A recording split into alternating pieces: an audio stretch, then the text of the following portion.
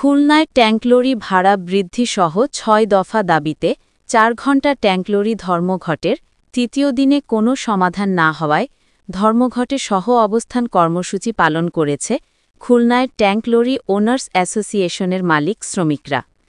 বিস্তারিত জানাচ্ছেন মোহাম্মদ মাসুম সর্দার।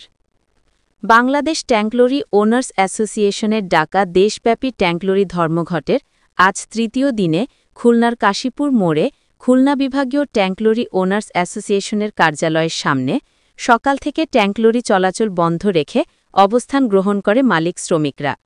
এ সময় খুলনার পদ্মা, মেঘনা ও যমুনা তেল ডিপো থেকে তেল উত্তোলন বন্ধ রাখে আন্দোলনকারীরা।